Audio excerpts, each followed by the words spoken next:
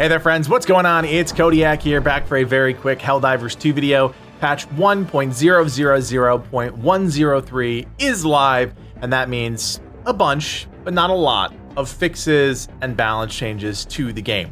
At a macro level, this patch addresses a few key things. It fixes some of the XO45 Patriot gameplay issues, it addresses game stats, UI, and general stability problems, and it balances improvements for planetary hazards and some of the patrol spawns. And I wanted to start with planetary hazards because that's really what this patch addresses.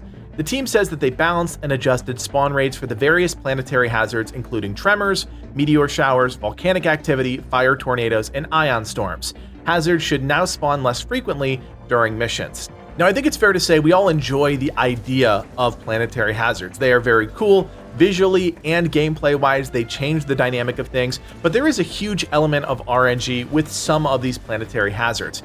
It is a little bit overbearing to be running through a mission, dealing with enemies, and then all of a sudden being blown out of the sky by a meteor. It's not a great feeling because it is almost entirely RNG. You can argue that you can predict where the meteors are going to land, and I agree with you, but in the heat of battle, that is very challenging. So to see that they're slightly reducing the spawn rates of those is a good sign, in my opinion. Now, the team went a step further and really broke down exactly what they adjusted for each hazard. For meteor showers, they reduced the explosion radius, reduced the meteor damage slightly, reduced the meteor velocity slightly, and changed the color so it was a bit easier to spot. All around, great changes. Volcanic activity has also received a number of changes, including a reduced spawn rate. It also has reduced explosion radius and reduced rock velocity slightly. The team has also adjusted the lightning on Fenrir 3 to be a bit less bright to improve visibility during those meteor showers. The Arrowhead Games team is also reducing incidents of patrols spawning on players. This is a very frustrating incident that a lot of players across the community have talked about since day one, and to see them finally reducing those incidents is great. They're not saying they've gotten rid of the issue, and that's important to note here, but as long as they are moving in the right direction to make it so that patrols are not instantly aggroing on top of players in the middle of their missions, I think that's a win.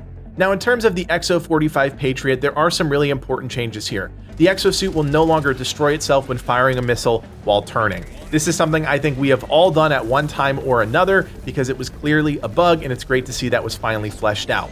The exosuit will also retain its melee functionality even when damaged, which is another great change. The melee isn't great. If you've seen our video breaking down the XO45, you'll know that the stomp is okay, but ultimately you're going to be using that Gatling gun and the rockets.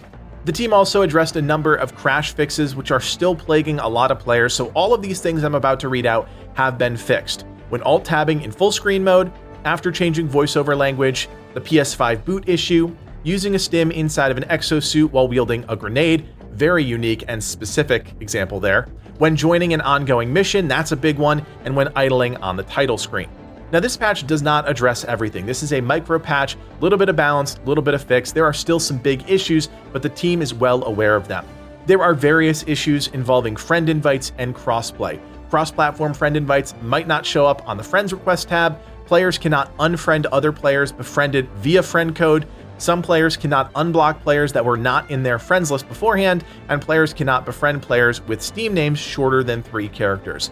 A lot of weird stuff there, and unfortunately, there is not a lot of great news. Twinbeard took to the official Helldivers 2 Discord to make a post about this, and unfortunately, things are not looking good. The good news is this is top of their list for things to fix. It is a continuous and ongoing issue that the team is hoping to address.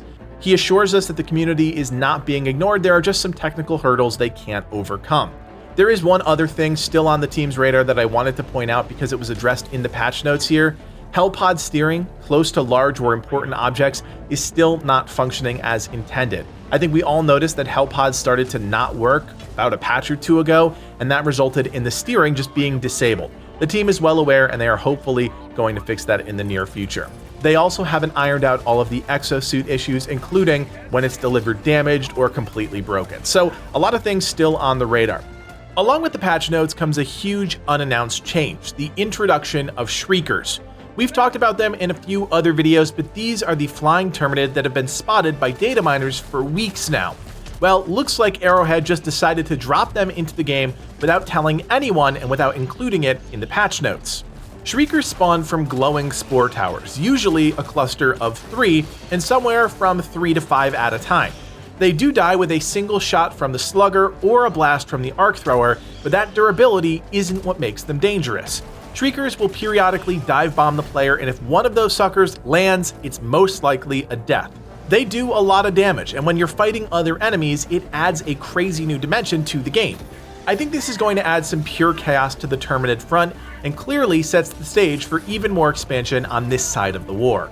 I think the team is really laying the groundwork with each of these micro patches to ultimately deliver the next big content patch. We don't know when that's going to be. If I was a developer, I would want to fix all of those small things before the next big patch, because that big patch is most likely going to come with its own host of problems. If they're going to inject new enemies, new factions, new weapons, stratagems, you name it, there is a high chance that something else in the game is going to break. So to iron out all of these things now, I think is the right call. Obviously, we would all like to see more done quicker. That is just the nature of being gamers, but at the end of the day, we do have to be patient. I've tried to say it in as many recent videos as possible. If you are enjoying Helldivers 2, remember this is a live service game. The team saw a ton of early success, so they have a lot more resources to use, but it's going to take a minute for them to get up to speed and be able to use all of that to deliver new and fresh content. So hang on for the ride. It's going to be awesome. As always, if you guys like our Helldivers 2 content, hit that thumbs up. Of course, subscribe to the channel. And as always, my name is Kodiak, and from everyone here at Legacy Gaming, thanks for watching, and play on.